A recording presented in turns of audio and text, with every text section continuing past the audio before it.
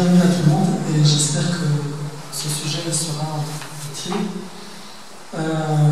J'ai travaillé sur ce sujet parce que je trouvais important de corriger un certain nombre d'erreurs de traduction, d'explication, de mots, de concepts qui viennent du Coran. Quand on écoute les médias, on a plein de mots, sharia, djihad, din, etc., qui sont traduits de façon déformée. Mais en réalité, ce n'est pas que les médias. Même dans ce que les musulmans disons et produisons par texte, et ce qu'on dit dans le cadre de l'OSP, les traductions qu'on utilise posent un problème de justesse. Et je vais essayer de vous présenter l'enjeu de cet effort de redéfinition. Les mots, c'est important, parce que c'est pas que de la langue. C'est pas qu'une question de langue, ni langue arabe, ni langue française. Les mots, ça dit quelque chose de la réalité. Ça oriente les choses, notre façon de voir la réalité. On le voit tous actuellement avec ce qui se passe entre la Russie et l'Ukraine. Donc, on voit certains parler de la guerre d'Ukraine. D'autres peuvent parler d'opérations spéciales, si je ne me trompe pas. C'est comme ça qu'on parle dans les médias. Donc, on voit bien qu'il y a des façons de nommer qui sont très différentes. Mais ce n'est pas qu'une question de langue.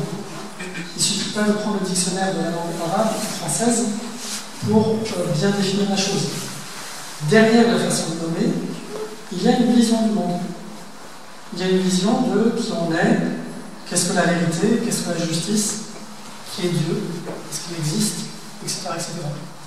Donc il ne suffit pas de faire de la bonne compréhension du Coran un problème de maîtrise de la langue arabe, de définition d'usage du dictionnaire, etc., etc.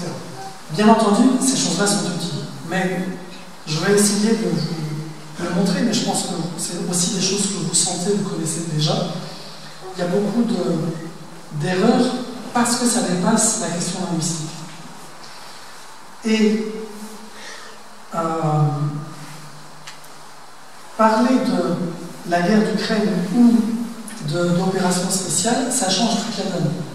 Parce que d'un côté, on est en train de dire qu'il y a la Russie qui envahit un pays, l'Ukraine, et de l'autre, la Russie qui dit exactement l'inverse, qui dit moi j'ai rien demandé, on avait des accords, et avec l'OTAN, avec les États-Unis, avec l'Europe, et ces accords n'ont pas été respectés. À partir du moment où ces accords ne sont plus respectés, donc je protège la sécurité. C'est le raisonnement de la Russie, et donc la Russie va employer un vocabulaire différent du vocabulaire utilisé dans les médias occidentaux qui ont une autre perspective. Je prends cette illustration simplement pour montrer la banalité du problème de la façon de nommer les choses. C'est banal. Quand on dit la guerre d'Algérie, il y a un problème de la façon de nommer. Parce qu'on dit l'occupation allemande. On ne dit pas l'occupation française. Dans le nom, on a désigné celui qui a fait le mal. Dans l'occupation allemande. Dans la guerre d'Algérie, celui qui a fait le mal a disparu de la circulation. Comme si les Arabes étaient faits pour se battre entre eux, et donc il y a eu un problème entre Arabes, et calés au passage. Donc la façon de nommer l'événement change complètement la signification de cet événement, la façon dont de génération en génération on va comprendre, ressentir cet événement, le vivre, défendre telle ou telle position. Donc il y a un vrai enjeu de bien définir, bien nommer les choses autour du Coran. Parce qu'en plus, le Coran n'est pas qu'un simple livre destiné à être compris. C'est un livre qui est destiné à nous faire comprendre la vie réelle. Habituellement, on parle beaucoup de tafsir al-Qur'an, donc d'explication du Coran. Mais la fonction du Coran n'est pas d'être expliqué. La fonction du Coran est, lui, de nous expliquer la vie. C'est l'inverse. La fonction du Coran, c'est de nous expliquer la vie réelle, pour nous aider à bien nous orienter dans la vie réelle. Et donc, les mots et les concepts du Coran ont ce pouvoir de nous guider vers Sirat al-Mustaqim.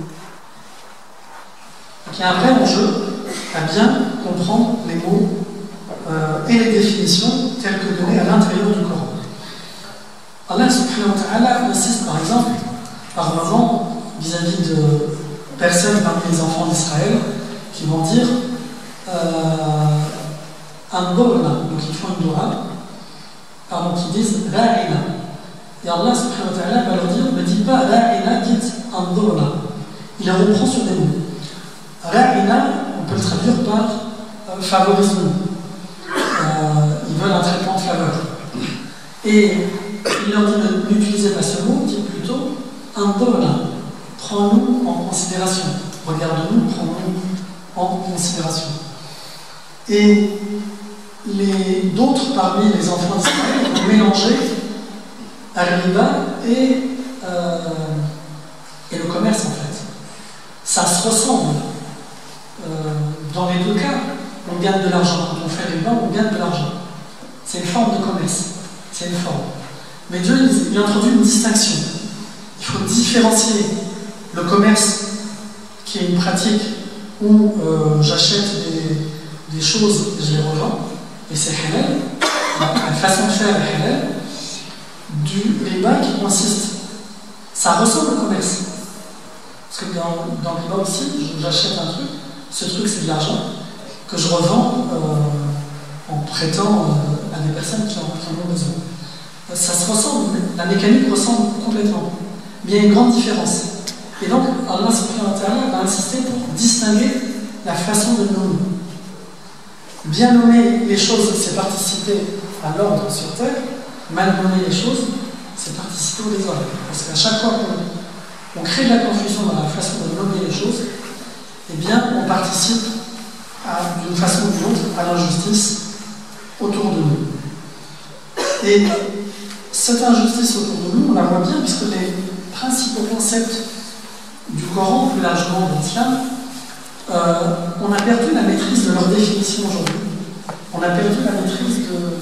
Oui, en tant que musulman, on n'a pas le pouvoir de dire, de nommer, en fait, et de définir ces mots-là.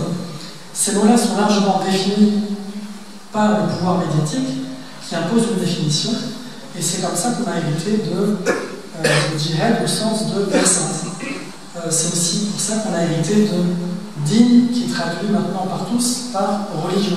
Et je vais essayer de revenir tout à l'heure pour vous montrer pourquoi ça pose problème de traduire din par religion. Encore une fois, c'est un problème de linguistique. Je ne suis pas linguiste. C'est un problème de vision des choses, de vision du monde. On glisse. C'est comme si on avait quelqu'un qui voulait de Mantes-la-Jolie aller à Marseille et un autre à Lyon. Les deux, ça se ressemble. Les deux directions se ressemblent.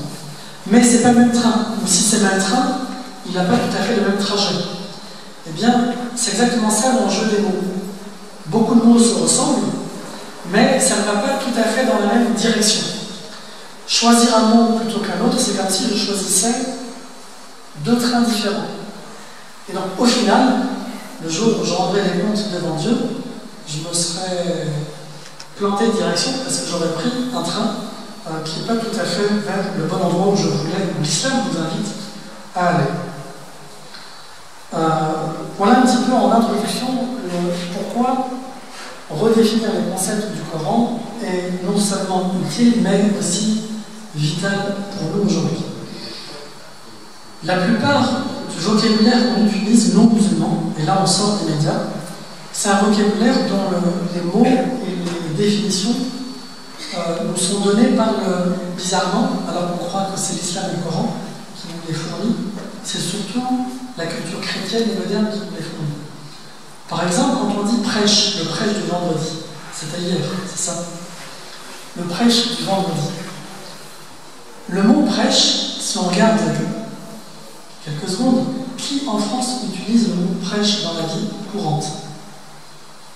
C'est une vraie question pour vous. Qui utilise? Les catholiques. Les chrétiens. Et les chrétiens, d'ailleurs, n'utilisent plus. Ils ont évolué dans leur terminologie, Nous, on a pris une terminologie chrétienne qui date. Eux, ils ont updaté leur vocabulaire. Ils l'ont updaté parce que prêche, ça fait vraiment, tu me prends la tête, c'est négatif. Dans la culture française, dans la langue française, prêche égale négatif, péjoratif. On est les seuls à reprendre des termes chrétiens vus comme étant négatifs dans toute la société française, en imaginant qu'on peut leur donner un sens positif. Prêche. C'est quoi le mot arabe? Khutbah. Discours. Le mot discours est simple. Il n'y a pas de charge négative. Il n'y a pas de... Ça ne renvoie pas une histoire négative entre les Français et la messe et la prise de tête de la messe et de l'église et tout ça. On s'économise d'hériter des dettes du christianisme. C'est pas le problème, on n'a rien fait. Pourquoi on récupère les dettes des autres alors qu'on n'a pas... et djihad traduit en verset, c'est exactement le même problème. Ça nous est venu du christianisme. Après, il faut 2 siècles pour expliquer ce que ça veut dire. Donc, khutbah, on peut le dire, on peut le définir simplement comme discours du vendredi. Et quand je dis ça, je ne retire rien au khutbah de l'arabe. Par contre, je retire la charge négative du prêche qui signifie dans toute la langue et la culture française prise de tête. Quelqu'un qui vient de prêcher, c'est qui vient de prendre la tête. On est les seuls à reprendre des termes négatifs maladroitement de cette manière-là. Et de la même manière, da'wa, qu'on traduit par prédication. Qui en France utilise le terme prédication? Oui, et ils l'ont utilisé il y a longtemps, on ne les entend plus les utiliser ce mot. Je suis journaliste, c'est prédicateur. Mais pour nous insulter. Ouais. On est les seuls. C'est négatif. Quand ils disent, c'est ça que je veux dire, j'ai accentué. C'est négatif en fait. Quand on veut dévaloriser quelqu'un, on dit c'est un prédicateur. On ne dit pas c'est un docteur, on ne dit pas c'est un professeur, on ne dit pas d'autres titres qu'on pourrait. On dit c'est un prédicateur. Et on efface tout ce qu'il est. C'est pour ça que je dis c'est une insulte. Parce qu'en disant, il suffit de dire prédicateur, quand les médias disent ça, ils ont dévalorisé la personne et elle n'a plus aucune qualité. Elle n'a que des défauts. Et donc on doit se méfier. Da'wa, dans la langue arabe courante, si vous m'invitez chez vous pour le futur ce soir, hein, c'est une invitation. Shaitan nous invite à une voie et Allah subhanahu wa ta'ala nous invite à la voie de la justice, du bien, de la sagesse. Dans les 2 cas, on se fait inviter. Donc le mot invitation, ou inviter, il est simple, il n'est pas chargé négativement, il est beaucoup plus juste. Je ne suis pas en train de faire du maquillage du vocabulaire coranique. Je ne suis pas en train de faire la rhétorique ou du maquillage parce que les mots du Coran sont trop durs ou ne sont pas assez acceptés aujourd'hui. Ce n'est pas du tout ma démarche. Au contraire, je suis en train de dire que si on écoute précisément le Coran et si on réutilise le plus fidèlement possible le langage du Coran, même en français, eh bien, le discours du musulman sera beaucoup plus juste, beaucoup plus précis et beaucoup plus islamique.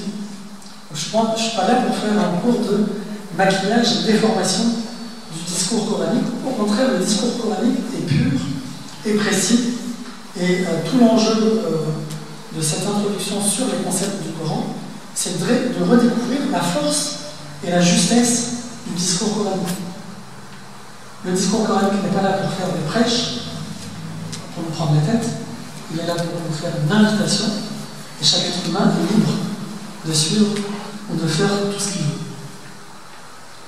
Le discours coranique est précis, et cette introduction au concept du Coran est justement l'occasion de se rappeler c'est quoi les grandes fonctions du Coran.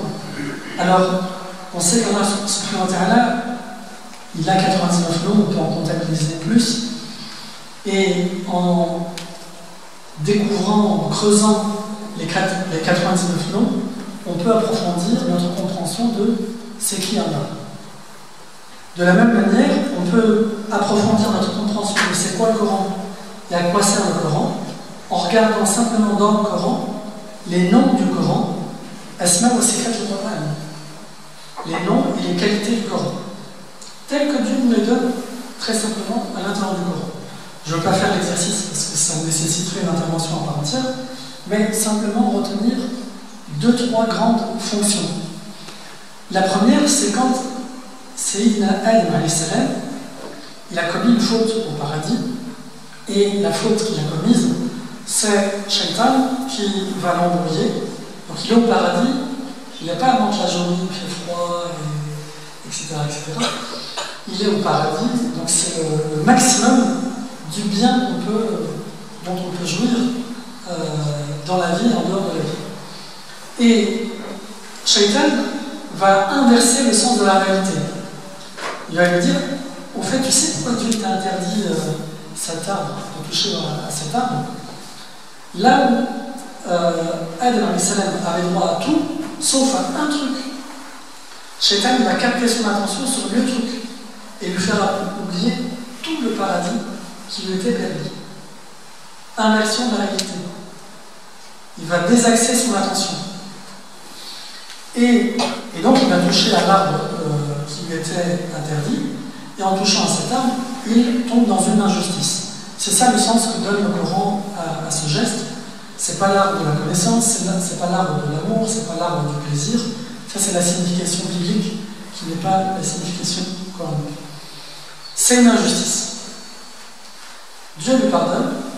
Il ordonne à Adam et Hawa de descendre du paradis. Désormais, avec quoi ils vont descendre? Ils ne sont pas jetés avec rien. Avec quoi ils vont descendre? Qu'est-ce qui va permettre à l'être humain, désormais qui va se retrouver sur Terre, d'éviter de retomber autant dans l'injustice? D'éviter, en tout cas d'abord, de distinguer la différence entre ce qui est juste et ce qui est injuste. C'est quoi le moyen? Avec quoi ils partent du paradis? Ils ne partent pas les mains vides. C'est une vraie question pour vous. Avec tous les noms. Ils se repentissent. La connaissance, la raison, l'adoration. Dieu le rappelle que Shaitan, il est un ennemi pour vous. Donc arrêtez de le suivre parce qu'il inverse la réalité, il vient vous tromper sur le sens, sur ce qui a de la valeur, ce qui est réel. Donc arrêtez de le suivre. Il reste quelques éléments importants. Le souffle, oui. Il l'avait déjà, parce qu'au paradis, ils existent. ça va. J'ai pas entendu. La prière. Même pas, le détail, il n'est pas donné à ce moment-là. Mais oui, c'est ce qui nous réunit aujourd'hui, en plus, tous les mois tous les jours du Ramadan, c'est le Coran. Le Coran. La révélation de façon plus générale, je vais vous envoyer une révélation, des messagers qui vont vous rappeler et vous enseigner quoi? La sagesse. C'est ça, tout l'islam tient dans cet outil, entre guillemets, que Dieu nous laisse, nous donne en héritage à partir du moment où on a quitté le paradis. Qu'est-ce qui va permettre à l'être humain de ne plus faire la même erreur en écoutant Shaitan, qui va détourner l'attention de la réalité, de ce qui a de la valeur, et qui va complètement fausser la réalité, et orienter notre attention vers ce qui est pourri, vers le mal, vers l'injuste, c'est la sagesse. Et comment je vais apprendre la sagesse? La révélation, les prophètes, paix sur eux tous. Et donc, la fonction du Coran, c'est la même que la fonction de toutes les révélations passées: enseigner la sagesse, aider à discerner le bien du mal, aider à discerner le juste de l'injuste. Et c'est la grande fonction de toutes les révélations, y compris donc le Coran. Et le Coran, deuxième fonction, c'est de confirmer ce qui est vrai, juste, de corriger ce qui est faux et de compléter ce qui doit être complété parmi non seulement les révélations passées, mais plus largement parmi le patrimoine religieux de l'humanité, mais aussi plus largement le patrimoine culturel, philosophique, moral. Parce que qu'on dise religion, morale ou philosophie, c'est comme dirait le français ordinaire, c'est kiff-kiff bourricot. C'est-à-dire, c'est très similaire. Quand on dit philosophie, religion, morale, dans les trois cas, on parle beaucoup de la même chose. J'avais eu une discussion il y a très longtemps avec un collègue bouddhiste qui avait le sentiment que le bouddhisme était quelque chose de différent et voire de supérieur aux autres religions, parce que ce n'est pas une religion, c'est une voie. Et donc ils insistent pour dire que ce n'est pas une religion, mais une voie. Et quand on rentre un peu dans le détail, comme on devrait rentrer dans le détail de c'est quoi la différence entre riba et tijara, ça se ressemble. Mais techniquement, si on rentre dans le détail, on va voir qu'il y a un truc qui change dans la mécanique.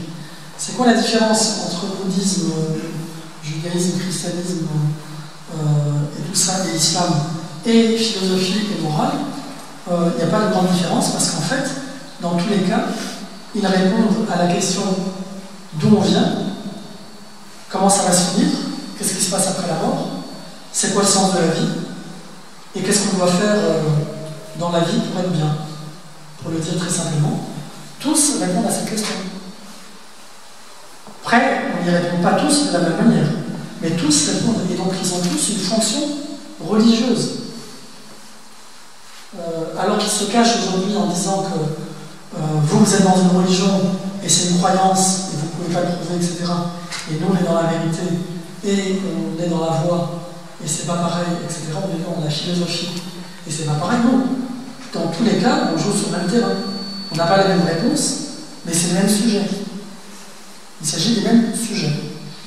Et donc le bouddhisme, c'est une religion, même si, en ce sens, c'est une religion, tout comme tous les autres discours sont des religions. Et donc le Coran ne vient pas simplement nous aider à y voir clair et à retrouver le sens de la sagesse et de la justice par rapport au discours identifié comme étant religieux, mais aussi par rapport au discours humain qui nous disent c'est quoi le sens de la vie, d'où on vient, où on va, c'est quoi la réussite, c'est quoi le bonheur, qu'est-ce qu'on est censé faire dans cette vie, c'est quoi le sens du bien, c'est quoi le sens du mal. Et bien par rapport à tous ces discours, le Coran a pour fonction de venir confirmer, corriger, compléter. Et dernière fonction, je l'ai évoquée tout à l'heure, le Coran est un tafsir de toute chose. C'est peut-être le téléphone qui l'a fait.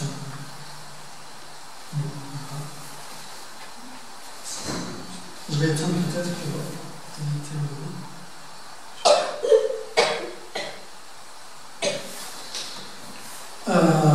le Coran est un tafsir de toute chose et un tafsir, un discours détaillé sur toute chose. Vous aurez remarqué, j'ai traduit tafsir par explication et pas par interprétation, pas par exégèse, etc. Exégèse, interprétation, c'est un vocabulaire qui nous vient du christianisme. Pourquoi reprendre ça? Dans le Coran, on a un autre terme qui est plus proche d'interprétation, qui est... Vous le connaissez? Oui. C'est quoi la différence? Si on regarde systématiquement dans quel cas Dieu utilise l'un et l'autre, la différence, ça saute aux yeux. Le ta'wil, Dieu l'emploie pour parler de ta'wil al-hadith, l'interprétation des récits, d'autres traduisent dans le cas de Sayyid Moussouf l'interprétation des rêves. Et interprétation, c'est quand on n'a aucun élément, on n'a pas de preuve. Et la capacité de faire du ta'wil, c'est que Dieu, il n'y a que Dieu qui peut la donner, il l'a donné à quelques messagers, mais ce n'est pas une qualité universelle pour l'être humain. Donc, Le témoin est possible à condition d'avoir reçu de Dieu cette capacité, mais en dehors, l'être humain n'a pas la capacité d'interpréter sur la base de rien, en fait. Sur la base d'aucune preuve, d'aucune science, etc. Par contre, l'explication, c'est les choses n'importe qui peut expliquer en se basant sur une preuve, un signe, un fait, un phénomène, des témoins, un livre, une révélation, etc., etc. On se base sur quelque chose, c'est pas l'imagination, c'est pas de la magie, c'est pas etc., etc. Donc voilà, le discours coranique utilise plutôt le terme de tafsir, et nous on a utilisé pour le traduire interprétation, exégèse, on l'a rajouté récemment herméneutique, et vous remarquez que les mots sont de plus en plus compliqués, obscurs. C'est quoi herméneutique? C'est quoi exégèse? Pourquoi on va jusque-là? Il n'y a aucun intérêt. D'où vient l'erreur? Est-ce que c'est parce qu'on maîtrise mal l'arabe? Non, c'est pas ça. Est-ce que c'est parce qu'on maîtrise mal le français? En l'occurrence, un petit peu, parce qu'on n'a pas vu le glissement ou la différence, en fait. Et dernière erreur qui peut être un peu plus forte ici, c'est que on a le sentiment non musulman que plus on utilise des mots compliqués, plus ça fait religieux ou authentique. C'est une croyance. Le discours coranique se veut simple, accessible à tous. Il n'y a aucune raison d'utiliser un langage français technique, compliqué, pour que ça fasse plus religieux, plus authentique. Ça n'a aucun intérêt. Donc, c'est une simple, j'estime que c'est une erreur de notre part que de continuer à utiliser le terme exégèse ou interprétation quand on veut parler de tafsir. Il est plus juste de parler très simplement d'explication, et j'ai rien retiré, j'ai juste redonné, je pense, la justesse au mot tafsir en langue française. Et en plus, quand on dit interprétation, dans l'air du temps maintenant, tout est interprétation. Ça veut dire que, quoi que tu dises, tu auras toujours tort, puisque moi je peux penser le contraire. C'est ça l'enjeu qu'il y a derrière interprétation-explication, c'est que quand on s'explique, il y a des preuves. On peut ne pas être d'accord, mais comme il y a des preuves, il n'y a pas de vérité.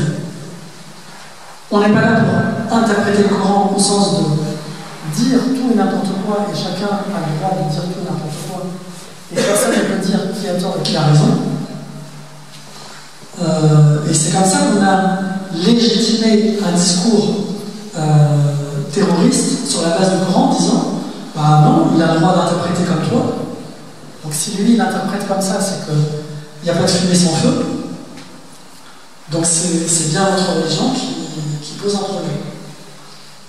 Vous voyez l'enjeu de chercher à expliquer et pas interpréter, c'est que nous, on s'exprime sur la base de faits, de preuves, d'une révélation. Elle est là, elle est publique, elle n'est pas cachée, elle est dans une langue claire, accessible. Il n'y a pas besoin d'exégèse, d'herméneutique, de trucs bizarres, obscurs, tordus, de passer par un clergé pour avoir accès à cette vérité. Elle est là, elle est publique, elle est claire, elle est éclairante d'elle-même. Elle n'a pas besoin d'une église pour mettre un tampon sur les choses. Et d'ailleurs, même les problèmes qu'on a encore aujourd'hui sur ce qu'on appelle l'organisation des musulmans, c'est encore une fois parce qu'on nous voit comme des chrétiens, c'est-à-dire, tiens, vous êtes beaucoup en France, et bizarrement, vous n'avez pas d'église, donc vous n'êtes pas organisé. Donc on continue de nous voir avec un regard chrétien. Tout le vocabulaire du Coran est compris, défini, traduit sur la base d'un vocabulaire chrétien, mais en plus, notre vie réelle, moi quand j'étais petit, et jusqu'à maintenant ça continue, on dit je veux acheter, quand on va chez le boucher, on demande une cachère. Cachère, c'est quoi ce mot? C'est caché. Donc c'est marrant que même notre vision du halal, notre pratique du halal, depuis depuis qu'on est sorti, qu'on avait le biberon, là, on a commencé à parler de ces choses-là avec un vocabulaire juif en l'occurrence. D'où l'influence du judaïsme sur l'industrie du halal. Ou plutôt, d'où l'influence de l'industrie du kasher sur l'industrie du halal. Et donc on a été comme ça enveloppé par des mots, des concepts, des définitions, des conceptions étrangères au Coran. Tout l'enjeu et toute l'invitation que je ne fais que reformuler aujourd'hui pour vous, c'est de revenir au concept du Coran, revenir à la langue du Coran. Alors la formule, la langue du Coran, c'est une formule qui est de plus en plus employée, je remarque, en France, vous le remarquez peut-être, et je m'appuie sur Cheikh Taha Jabir al-Wani, qui a écrit un livre qui s'intitule Lisan al-Qur'an, donc la langue du Coran. Et dans l'explication qu'il donne de la langue du Coran, il dit que la langue du Coran n'est pas tout à fait la langue arabe. C'est pas synonyme. La langue du Coran s'exprime en langue arabe, certes, mais la langue du Coran est une confirmation, correction et un enrichissement de la langue arabe pré-islamique. La langue du Coran n'a pas repris telle quelle la langue pré-islamique, parce que dans la langue pré-islamique, il y avait beaucoup de pollution verbale, beaucoup de mots qui étaient falsifiés, erronés, de définitions, de conceptions qui n'étaient pas bonnes. Donc le Coran vient purifier la langue. D'ailleurs, la civilisation islamique a produit les premiers dictionnaires de la langue arabe sur la base de quoi? Sur la base du Coran. Le Coran a servi de matrice pour construire les premiers dictionnaires de la langue arabe. Et donc, si on veut comprendre plus fidèlement le Coran, il ne faut pas aller chercher le dictionnaire de la langue pré-islamique ou de l'usage des Arabes au fil des siècles, mais plutôt revenir à la langue du Coran qui, à l'image de l'univers, c'est quelque chose de stable. La langue des Arabes, ça évolue. Aujourd'hui on dit comme ça, demain on dit comme autrement, etc. Il y a une certaine évolution. La langue du Coran, elle est encore là. Exactement de la même manière que le soleil, même si le soleil peut évoluer dans sa course, dans plein de choses, la fonction du soleil dans le cosmos reste la même, la nature du soleil dans le cosmos est restée la même, et donc l'univers, les créatures de Dieu, dans le cosmos, il y a quelque chose de permanent qu'on peut découvrir au XXIe siècle, comme on a pu découvrir au XVIe, comme on pourra découvrir si on est vivant, la famille humaine, dans quelques siècles. De la même manière, il y a quelque chose de permanent dans le Coran qui permet à l'humanité, à n'importe quelle époque, de retrouver le sens de la sagesse, de retrouver le sens de la justice. Parce qu'à toutes les époques, on retombe dans la confusion, on retombe dans des choses qui ressemblent à la religion, à l'islam, à la vérité, à la justice, à la sagesse. Toutes les époques produisent des discours, des religions qui ressemblent à la sagesse révélée. Eh bien, la sagesse révélée permet d'éviter les intoxications de l'époque. On a bien vu les intoxications de l'époque, quand tout le monde pensait que la colonisation était une bonne chose. C'est une façon de civiliser les autres. On vient apporter quelque chose de bien pour les autres. Tout le monde, quasiment tout le monde, la plupart, y a cru. Qu'est-ce qui permet de sortir de l'intoxication collective de toute une époque? La révélation. Pourquoi? Parce qu'elle n'est pas dans la langue simplement de l'époque. Elle n'est pas simplement synonyme des croyances et des convictions du moment. C'est quelque chose de plus grand. C'est quelque chose de plus indépendant, de plus libre, de plus... de plus indépendant par rapport aux influences du moment, aux grands discours du moment, aux grandes croyances du moment. Et c'est ça la fonction de la révélation, c'est d'être un pilier toujours distant de l'époque et toujours actuel pour n'importe quelle époque, Et cette distance et cette proximité permet à la révélation de nous éclairer, de nous éviter les intoxications collectives, sans parler des intoxications personnelles, des intoxications morales, spirituelles, personnelles. Donc voilà l'enjeu de revenir au concept du Coran, c'est de redonner au Coran ses grandes fonctions, j'en ai donné que quelques-unes ici, et c'est aussi l'occasion de redécouvrir les caractéristiques des concepts du Coran. Les concepts du Coran ne sont pas les concepts humains. Première caractéristique, les concepts du Coran sont des concepts divins. Quand Dieu dit « Ihdina sirat al-mustaqim », il n'a pas dit donc al-mustaqim, il n'a pas dit « Guide-nous sur le chemin des traditionalistes ou des modernistes ». Al-mustaqim, c'est une chose, le traditionnaliste ou le moderniste, c'est autre chose. Est-ce que pour être dans sirat al-mustaqim, il faut être traditionnaliste ou moderniste? C'est pas ce que Dieu dit dans le Coran. C'est pas ce que nous disons à chaque fois qu'on fait la prière et qu'on récite le Fatiha. On demande sirat al-mustaqim. Sirat al-mustaqim, c'est une autre dimension qui est différente que de dire simplement tradition moderne. Le traditionnaliste peut être dans le juste et il peut être dans l'injuste. Le moderniste, exactement de la même manière, il peut être juste ou injuste. Et donc on ne peut pas simplement suivre le train de la tradition de la modernité en pensant que c'est bien. Dieu nous dit, sirat al-mustaqim. C'est ça le chemin qu'on doit suivre plus que tout. Et si à tels endroits de la modernité, de la tradition, il y a des choses bonnes, on les prend. Mais là où il y a des excès, il y a des erreurs, il y a des oublis, etc., eh bien on complète parce qu'on a une révélation qui nous permet de compléter. Donc les concepts coraniques, parce qu'ils sont divins, ils sont précis. Ils sont globaux. Deuxième qualité.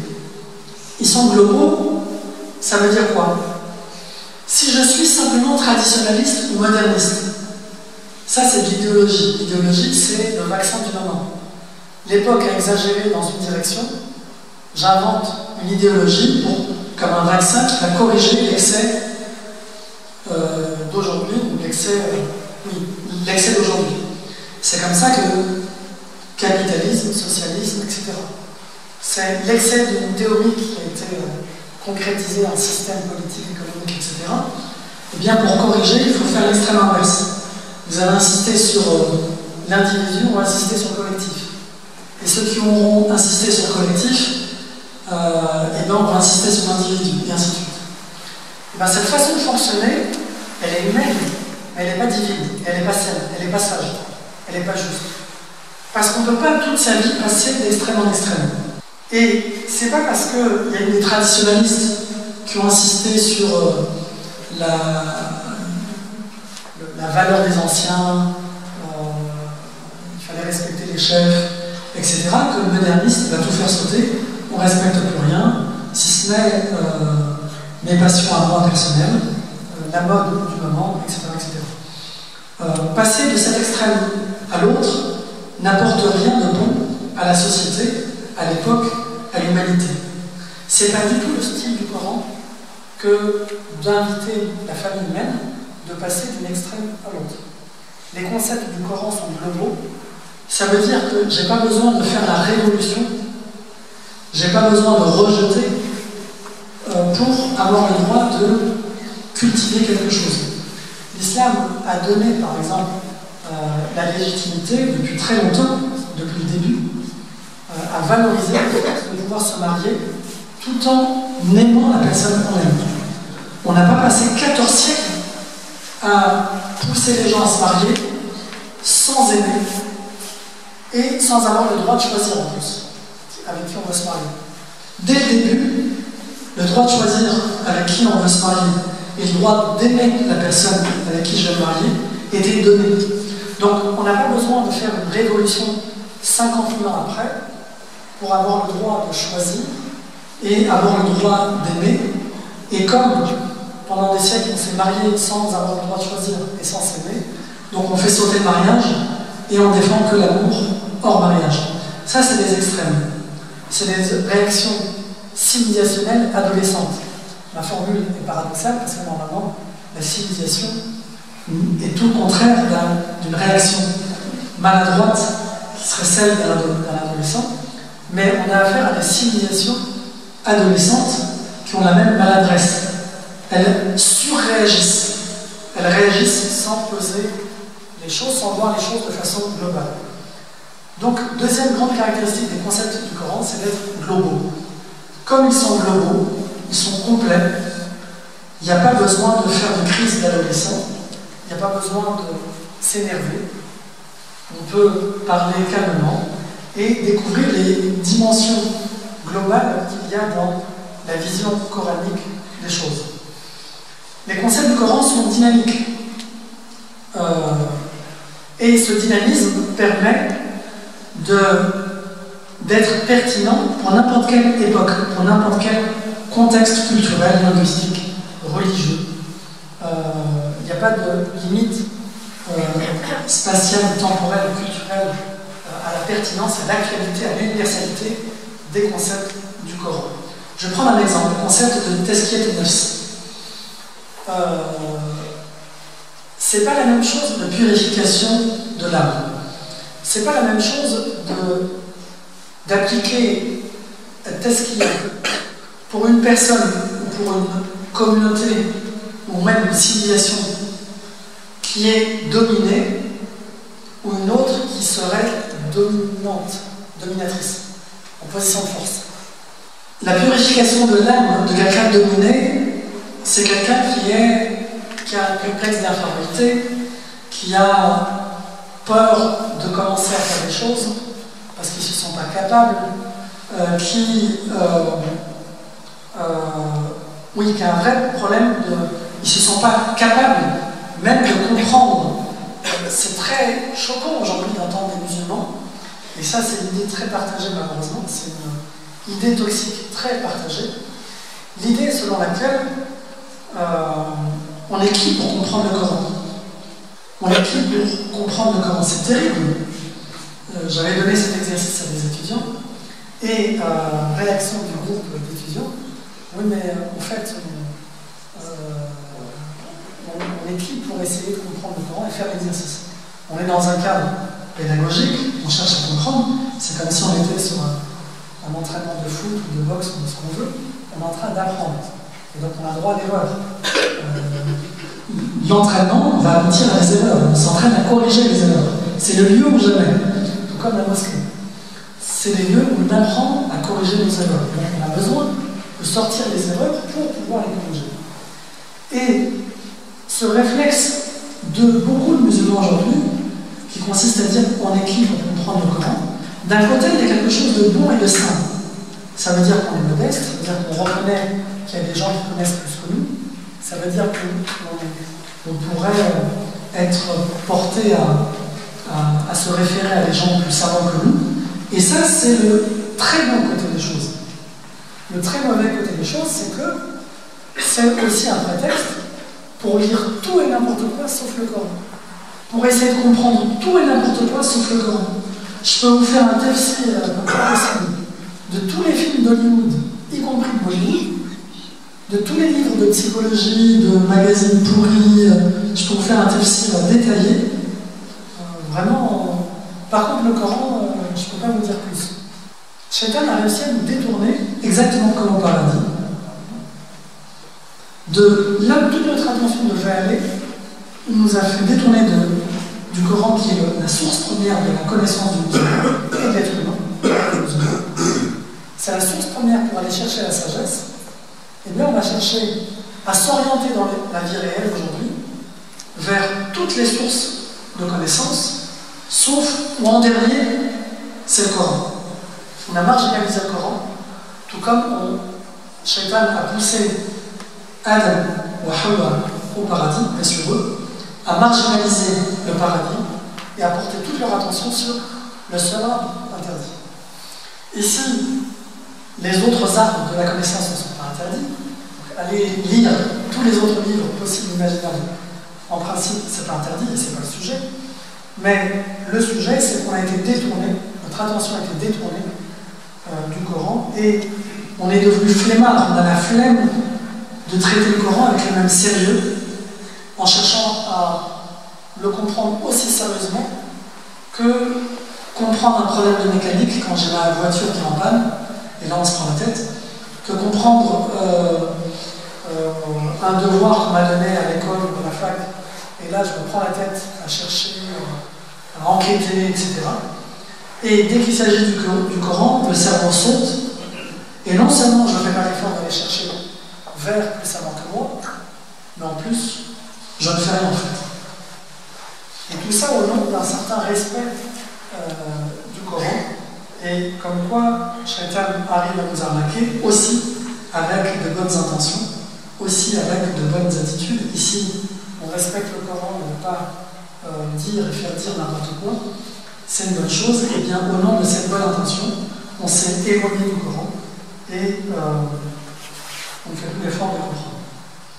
Je ne sais plus pourquoi je me suis embarqué là-dessus, puisque la troisième qualité que j'essayais d'approfondir, c'était le dynamisme du Coran et des concepts du Coran. Et je suis parti de l'exemple de Tezkiyat an-Nafs. Et oui, on ne purifie pas de la même façon une personne qui est en état de dominer ou en état de force. Et j'ai retrouvé le fil. Le musulman qui aujourd'hui n'ose plus aller vers le Coran, n'ose plus faire l'effort de comprendre le Coran, c'est quelque chose qui a purifié, qui est assez nouveau. Et bien, à d'autres époques, on va avoir d'autres choses à purifier un peu plus. Bien sûr, il y a l'orgueil, bien sûr, il y a le mensonge, il y a des choses qui sont des invariants de l'être humain, mais il y a des époques, il y a des maladies de l'âme qui sont beaucoup plus présentes que d'autres. Et donc, les concepts du Coran permettent, parce qu'ils sont dynamiques, ils permettent de traiter, de vacciner, de purifier, de réformer, de corriger et de compléter l'âme de l'être humain, mais aussi une société, une civilisation, quels que soient leurs extrêmes, parce que les concepts du Coran sont globaux et dynamiques, parce qu'ils sont divins et pas humains. Ils ne sont pas là pour réagir, pour surréagir à un excès ou à un oubli de telle ou telle époque. Deux autres, et je finis sur deux autres caractéristiques des concepts du Coran, ils sont réalistes. Réalistes. L'islam n'est pas une théorie. L'islam n'est pas une utopie. Et c'est encore moins un dogme. On traduit par dogme. Et je vous invite à rediscuter de cette traduction. Dogme, ça vient encore du christianisme. Et si on va chercher la définition du dogme, c'est tout l'inverse de la réflexion. C'est le contraire de la pensée. Et tout le Coran est là pour nous inviter à réfléchir. Sur quoi?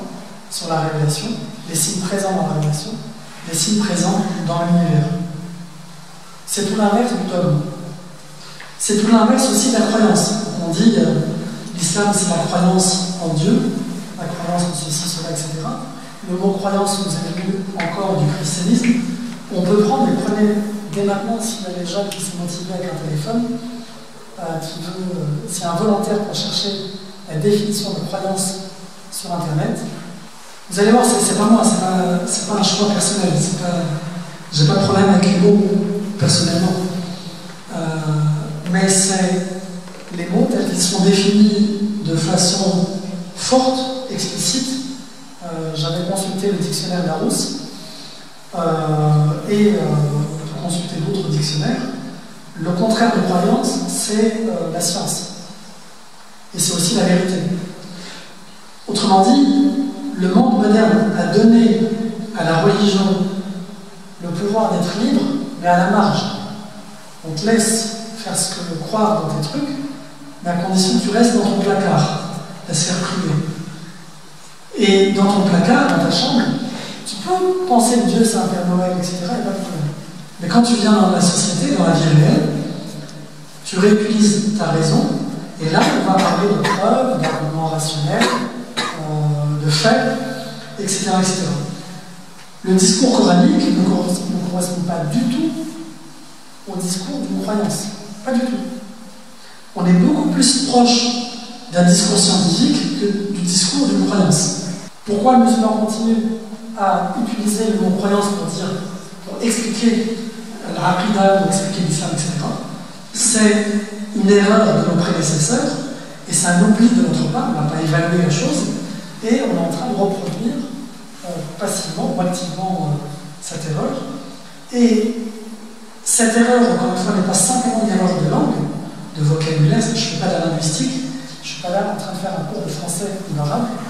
Je suis en train de mettre le doigt sur des erreurs de vision qui nous entraînent dans des erreurs, dans une autre voie. C'est plus l'islam comme voie, c'est autre chose. On est largement devenu chrétien en ce sens. Nous, musulmans les plus pratiquants, sommes largement devenus chrétiens dans notre façon de comprendre et de pratiquer l'islam. On est chrétien au sens où on a déconnecté l'islam comme vérité sur le monde. L'islam, c'est pas simplement un truc sur les musulmans. L'islam, comme le Coran comme révélation, est une vérité sur le monde. Et sur le monde visible et invisible, sur le présent et le futur, et y compris sur le passé. Le Coran vient nous éclairer, y compris sur ce qui s'est passé dans la famille humaine les siècles et les milliers d'années passées. Donc, le Coran vient avec une vérité objective qui est publique.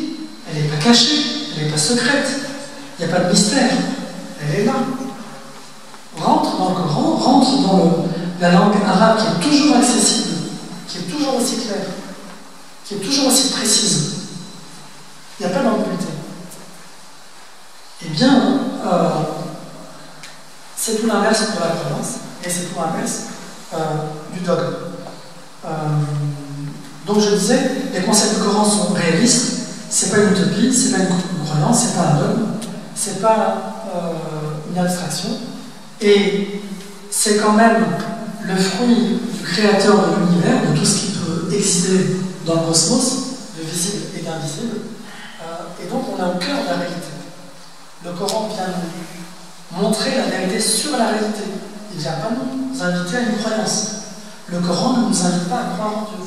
Le Coran nous invite à reconnaître la réalité de Dieu. Et la shahada, le terme précis, qu'on a bien raison de traduire par le témoignage, je témoigne que Dieu existe, qu'il n'y a qu'un seul Dieu, et on est dans al-shahada, le monde du visible.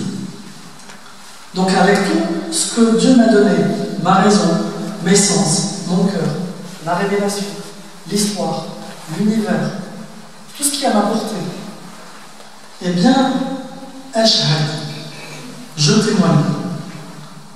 C'est pas je crois. Et on a tort de traduire iman par je crois, par croyance.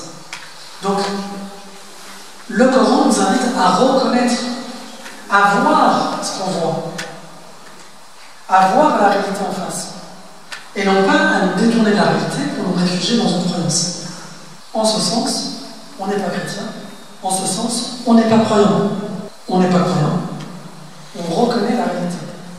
On a adhéré à une vérité sur le monde. Mais on n'est pas croyant au sens de l'inverse de la science, l'inverse de la réalité, l'inverse de la vérité.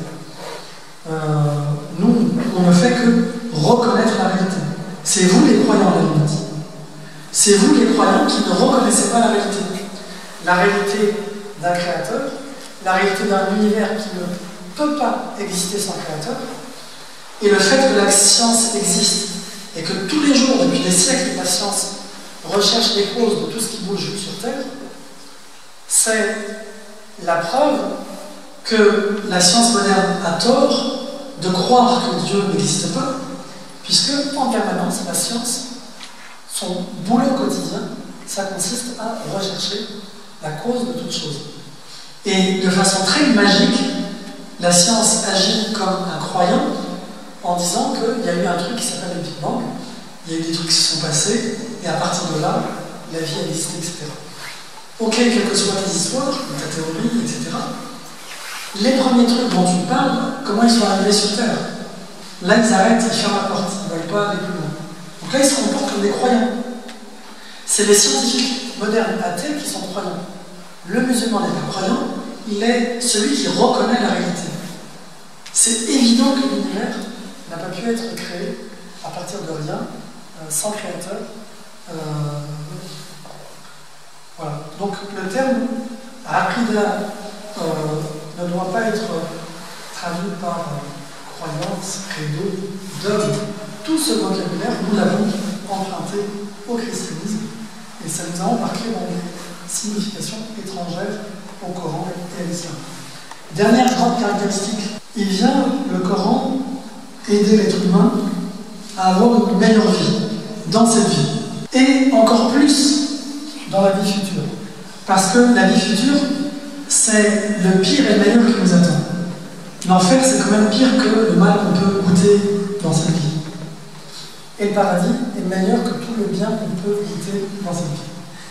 Donc les concepts du Coran sont positifs, ils sont là pour être projetés dans la réalité, pour éclairer la réalité, et ils sont là pour confirmer ce qu'il y a de bien dans la réalité, corriger ce qui doit être corrigé, enrichir la réalité, l'époque, les discours du moment, en apportant quelque chose de positif, d'utile, d'important pour la vie de l'être humain.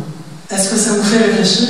Est-ce que vous avez été scandalisé par une idée, une proposition? Est-ce que ça vous semble apporter un peu plus de justesse?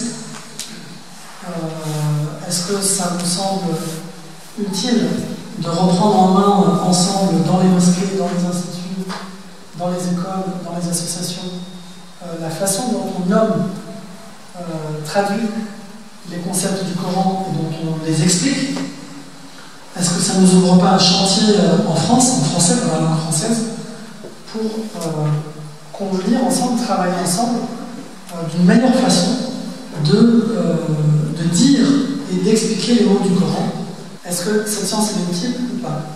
Par exemple, Tazkiyat an-Nafs, c'est une science utile. Pourquoi? Parce que ça m'aide à me purifier, à purifier mes défauts, à être une meilleure personne, pour être plus conforme à ce que Dieu attend de moi et être dans une meilleure situation demain, le jour du jugement.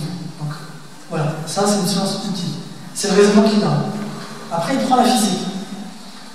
Il dit la physique, je ne la fais pas rentrer dans le monde. Pourquoi? C'est pas une science utile. Pourquoi? Parce que la physique de son époque, c'est Aristote. Et la physique d'Aristote, c'est hyper abstrait. C'est pas la physique expérimentale. C'est pas la recherche des lois et l'expérimentation physique. C'est de la métaphysique. C'est un discours qui peut être vrai, qui peut ne pas être vrai. Je sais pas. C'est beau, c'est intelligent, c'est rationnel, mais on peut dire tellement de bêtises tout en étant rationnel. Donc voilà. Donc il s'est dit, son truc là, ça rentre pas dans les sciences. C'est pas utile. Par contre, les mathématiques, oui. La médecine, oui. Vous voyez? Aujourd'hui, on se plante complètement quand on traduit l'homme sharia par les sciences religieuses par opposition aux sciences profanes, parce que même si on fait l'histoire des sciences dans la civilisation islamique, et on zoome sur qu'est-ce que vous mettez dans l'homme sharia, il y en a qui vont rejeter complètement la philosophie, d'autres qui vont dire non, non, c'est bien, mais le problème, c'est que derrière, dans la philosophie, il y avait du bien et du mauvais, et parmi les mauvaises choses, il y avait tout un discours polythéiste qui a des conséquences philosophiques et pratiques, c'est-à-dire dans la voie, dans la façon de vivre, même l'islam. Et si le musulman s'expose à ça et commence à confondre l'islam avec ça, bah c'est pas bon, et c'est pour ça que les savants se sont exprimés contre. Mais c'était pas une question de science religieuse ou de science profane, pas du tout. Et c'est pour ça que beaucoup de... Enfin, pardon, je corrige. Ceux qui ont traduit la philosophie grecque en langue arabe ont corrigé le texte grec initial. Les aspects les plus polythéistes, ils les ont rendus tawhidi, conformes au tawhid. En traduisant le texte de la philosophie grecque, les musulmans ont rendu la philosophie grecque monothéiste, plus qu'elle ne l'était. Non, ceux qui vont traduire, c'est des musulmans, c'est des juifs, c'est des chrétiens, peut-être d'autres. En arabe, parce que tout le monde. En arabe, c'est la arabe. oui. En fait, la civilisation islamique a ramené tous les savoirs de l'humanité dans la langue arabe. Et c'est pour ça que l'humanité devait parler arabe. C'est comme moi aujourd'hui, je veux apprendre la médecine, plutôt pour accélérer et éviter les débats. Je veux apprendre l'intelligence, voilà, je vais être au top dans l'intelligence artificielle. C'est pas en langue arabe, c'est pas en étudiant la langue arabe que je vais arriver à ça. C'est l'anglais, c'est même pas le français. Pourquoi l'anglais? Parce que les expérimentations et les théories les plus avancées là-dessus sont en anglais. Ils ont 20 ans devant nous en français. D'accord? Donc, les Américains ont traduit, ont volé aussi les savoir-faire de différents pays et ils les ont mis à disposition en anglais. Et maintenant, du coup, si tu veux connaître, même d'ailleurs, parfois, si tu veux connaître l'histoire de la civilisation islamique sur tel ou tel aspect très précis, on va trouver en anglais et pas en arabe. Et c'est un peu ce qui s'est passé à l'époque. C'est que la civilisation islamique a pris la médecine, les mathématiques, la philosophie des uns et des autres, la sorcellerie, elle l'a mis de côté, la magie, elle l'a mis de côté, les croyances bizarres, elle les a mises de côté. Donc il y a eu un filtre. Malgré le filtre, il y a eu pas mal d'infiltrations qui ont secoué les savants et ils ont amené à être en divergence sur est-ce qu'on fait bien de valoriser ou pas, par exemple, la philosophie. Mais en tout cas, l'humanité parlait en arabe parce qu'un Français, un Espagnol, chrétien, un Amérindien indien ou je ne sais pas quoi qui voulait apprendre la médecine ou l'architecture, eh bien la science de l'architecture et de la médecine se trouvait dans une université islamique. Ce n'est pas l'université islamique d'aujourd'hui. L'université islamique d'hier,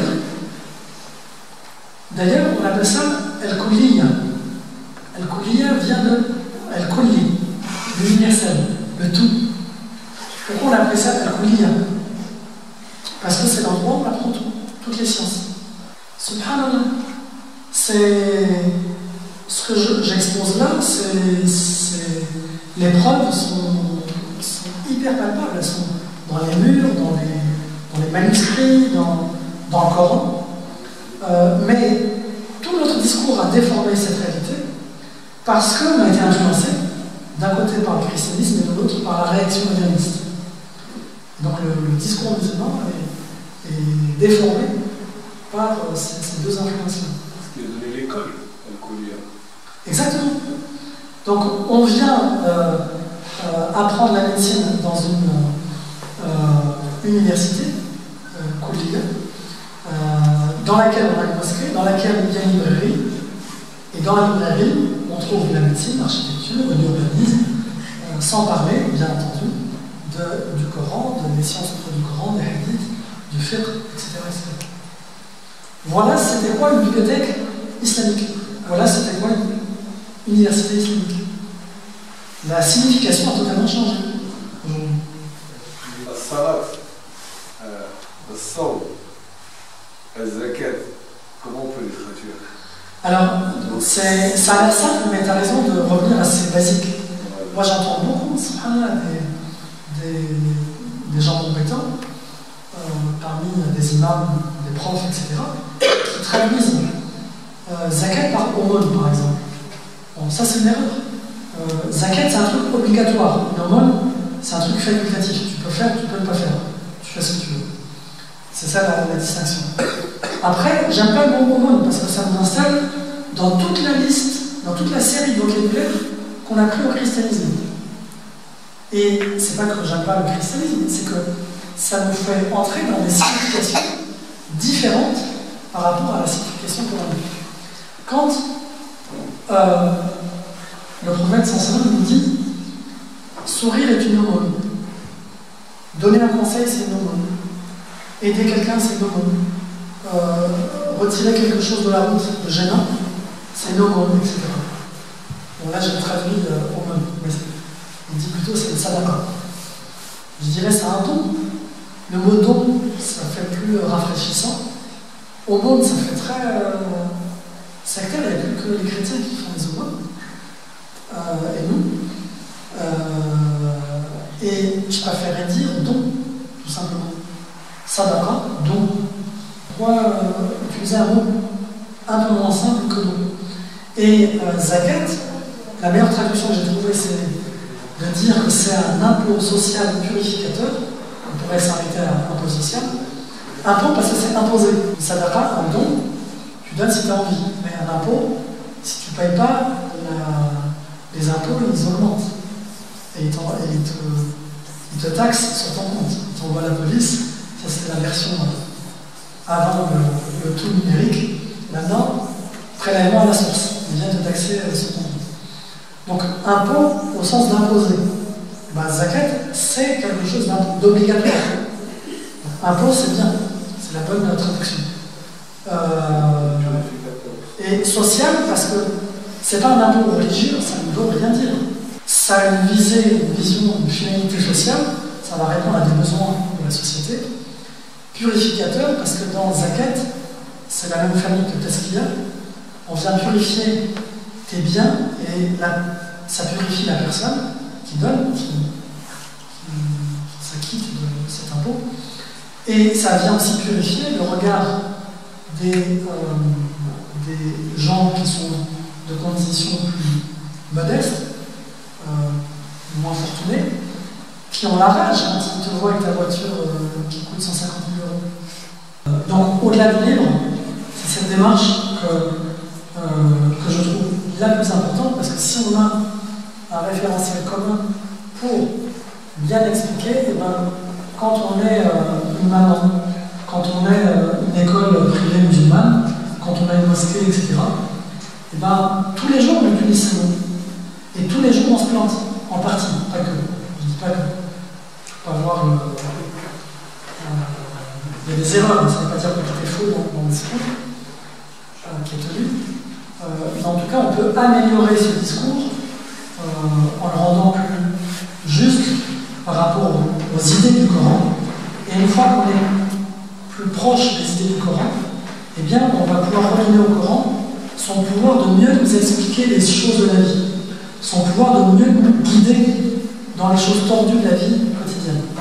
C'est ça l'enjeu, et c'est ça que j'ai essayé de présenter dans ce livre. Et pardon, j'ai oublié les éditeurs qui doivent aussi s'associer pour convenir d'un standard commun. En anglais, ils ont largement fait le boulot, plus que nous en français. En anglais, il y a beaucoup moins de cafouillage dans la façon de retranscrire les mots. On retrouve un peu de cafouillage dans les traductions, mais comparé aux francophones, il y a moins de... Ils ont mieux fait leur boulot. Que les choses que j'ai défendues ne sont pas toutes des absolus. Il y a des choses qui sont logiques, par exemple. Pour moi, continuer à traduire aïe par verset est une faute, parce que le Coran, Dieu dans le Coran, prend le soin d'utiliser le mot aïe pour parler des signes dans l'univers et dans le Coran, et c'est le même mot, parce que c'est la même vérité. Si je commence à dire les versets du Coran et les phénomènes scientifiques, je vous embarque dans deux univers, l'univers de la croyance, qui est faux, c'est la magie, c'est personnel, c'est relatif, chacun croit ce qu'il veut, et la vérité pour tous, commune. Donc j'ai créé deux univers, et c'est ça la sécularisation. C'est le champ de la vérité qui est une chose, et le champ de la religion, c'est au placard, c'est autre chose. C'est pas dit du tout cet univers que nous montre le Coran, que nous fait découvrir le Coran. Le Coran nous fait découvrir que la vérité, on peut y accéder via la révélation, via l'univers. La même vérité. C'est pas une vérité religieuse, c'est la même vérité. Donc il y a un enjeu à bien définir. Donc autant sur des mots comme ça, j'estime que j'ai une conviction forte et que j'estime qu'on a fait une erreur, on ne mesure pas la portée de cette erreur, parce qu'elle s'est banalisée. Après, il y a des mots, on peut discuter, il y a des mots où il y a divergence, il y a débat, on n'est pas obligé de s'arrêter. On peut avoir plusieurs bonnes réponses, ce n'est pas toujours une seule bonne réponse, mais sur 1000 mots, eh ben, on doit progresser pour s'assurer que ce qu'on transmet à nos enfants, ce qu'on transmet dans les écoles en MSP, tous les jours, le vendredi, ou ce qu'on enseigne dans les instituts, ce soit un peu plus juste, et l'occasion de transmettre un peu plus justement la sagesse de l'islam. On a oublié que le Coran nous dit aussi qu'il vient confirmer ce qui est vrai, mais il vient corriger ce qui n'est pas, et il vient compléter. Et le Coran vient nous initier à l'art de discerner, l'art de voir la différence entre le vrai et le faux, le juste et l'injuste, le bien et le mal. Et donc, riba, c'est pas déjà gagner de l'argent sur le dos des autres en leur prêtant de l'argent, c'est pas gagner de l'argent en faisant du commerce. Même si dans les deux cas, je gagne de l'argent et ça ressemble à du commerce. Donc voilà, le Coran vient nous apprendre à bien nommer les choses, à bien qualifier. Un voleur, c'est un voleur, c'est pas quelqu'un qui emprunte. Une fois, j'ai un ami, un frère, pratiquement, qui m'a emprunté mes livres que j'ai réclamés et qui m'a dit je vais les garder en souvenir de notre amitié. C'est joliment décrire une opération de vol. Vous voyez? Donc l'être humain est très créatif pour maquiller une injustice et lui donner une forme belle. Et le Coran vient purifier le langage. Il vient réformer le langage pour qu'on voit les choses dans leur réalité, dans leur vérité. Et on n'est pas là pour avoir des croyances. Et une fois qu'on a vu les choses dans leur vérité et réalité, eh bien, il y a la sagesse qui vient nous montrer comment vivre, avoir une vie bonne, réussir sa vie ici et maintenant, individuelle et collective, pour que demain, au moment où on sera jugé, eh bien, on pourra rendre des comptes de façon honorable, parce qu'on aura fait l'effort de suivre une vie juste plutôt qu'une vie injuste. Tout le monde, enfin beaucoup croient que le péché d'Adam et Ève, c'était de manger la pomme. La pomme, c'est un plus par rapport à ce que dit le Coran. Le Coran ne parle pas de pomme. On pourrait dire que c'est un détail. Ça aurait pu être une pomme, une banane, à la limite, c'est pas grave, c'est pareil. Mais on glisse sur un détail, puis sur un détail, puis sur un détail. Au final, même l'histoire de la pomme dans la Bible, c'est un glissement. C'est venu de l'histoire à partir de quand on est venu à parler de la pomme et la signification de cette scène. Eh bien, le glissement a été fait à partir de traduction de la Bible dans les langues occidentales et à partir de la traduction de la Bible dans un langage artistique, c'est-à-dire la peinture. On a commencé à peindre, à illustrer, et donc on a eu des peintres qui ont illustré cette scène de péché originel qui est devenu un homme, une femme, un pommier, une pomme, et voilà, et ça s'est installé, et depuis, c'est devenu quelque chose de dur, de rigide, c'est une vérité définitive maintenant. C'est compliqué d'effacer cette scène, cette chaîne d'images et de vérité. Et derrière la pomme, c'est la pomme de la vérité, et donc connaître est un péché. Prendre du plaisir, aimer sa femme est un péché, d'où la défense depuis des siècles de l'Église d'un mariage sans amour. Je veux bien me marier avec toi, mais je ne te connais pas, tu ne me connais pas, et surtout, tu m'aimes pas, je t'aime pas. C'est un peu bizarre comme mariage. Je caricature, mais c'était un peu comme ça qu'on a pratiqué le mariage dans la civilisation occidentale pendant des siècles. Et après, on a fait notre crise d'adolescence, on a dit en fait, on a découvert la pomme de l'amour. Et puisque c'est comme ça, bah, je vais refaire le péché là-dedans, je vais manger la pomme, et c'est pour ça qu'on a des sites de rencontres qui nous donnent l'occasion de rencontrer n'importe comment, n'importe qui, etc., et de faire n'importe quoi. Donc tout ça à partir de glissement, à partir d'une mauvaise compréhension, vision des choses. Et les mots ont cet enjeu-là, ce pouvoir-là, de nous faire glisser vers des formes d'injustice, ou au contraire, de nous ouvrir sur la sagesse. D'où l'intérêt de revenir au centre, balle au centre. Comme au foot, quand on a perdu, on est un peu embrouillé. Balle au centre, on revient au Coran. Et on essaie de réécouter avec ces mots, sans imposer nos croyances et notre vocabulaire. On vient réécouter qu'est-ce qu'il a à nous dire aujourd'hui sur tel et tel sujet. Alhamdulillah.